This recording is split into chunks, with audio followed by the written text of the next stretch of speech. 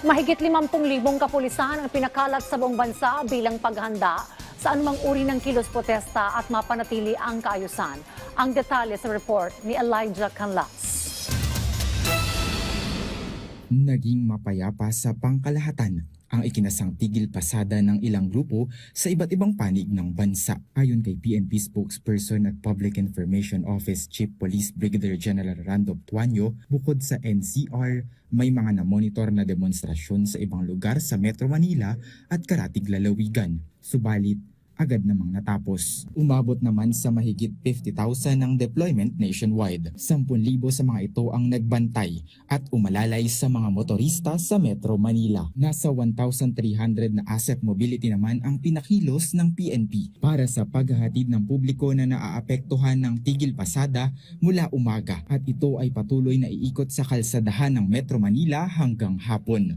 Yung pong Philippine National Police kasama po ang Armed Forces of the Philippines ay handa sa anumang uri ng mga kilos protesta at handa rin tayo magbigay protekta sa ating mga kababayan.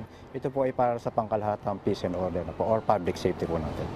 Kasama sa malawakang deployment ng gobyerno ang 571 personnel para sa fixed post, 1,564 para sa mobile patrol, 1,298 na motorcycle patrols at 2,312 na foot patrol para sa mas pinalakas na police presence. Nauna nang sinabi ng PNP na pinag-aaralan na ang paggamit ng B-Patrol sa programang Libreng Sakay sa gitna ng problema sa transportasyon. Ayon kay Nartates, pinag-aaralan nito kung paano makatutulong ang kanilang mga B-Patrol sa pagsakay ng mga na-stranded na commuter sa gitna ng kakulangan sa pampublikong transportasyon dulot ng pagtataas ng presyo ng gasolina. Sinusuri na daw ng organisasyon ang paggamit ng kanilang mga beat patrol asset para masundo ang mga stranded na commuter at maibsan ang epekto ng pagtaas ng presyo ng gasolina. Isinasagawa na aniya ang koordinasyon sa mga ahensya ng transportasyon at mga lokal na pamahalaan para mailatag ang mga ruta at deployment para sa programang Libreng Sakay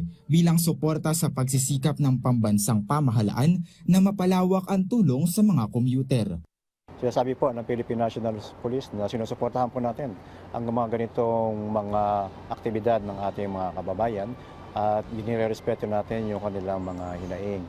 Matatanda ang nagsagawa ng tigil pasada nationwide ang grupong Piston dahil sa patuloy na paglobo ng presyo ng langis at pagkansela ng taas pasahe. Ang buong puwersa ng PNP ay nananatiling tapat sa adhikain ng bagong PNP para sa bagong Pilipinas na nagbibigay ng serbisyong mabilis, tapat at tunay na nararamdaman ng mamamayan. Samantala, magpapatupad naman ng DOTR ng 50% discount sa pasahe ng MRT3 at LRT2 simula sa March 23. Ayon sa palasyo, layunin nitong pagaanin ang gastos ng biyahe ng mga commuter. Elijah Canlas mula sa Pambansang TV sa Bagong Pilipinas.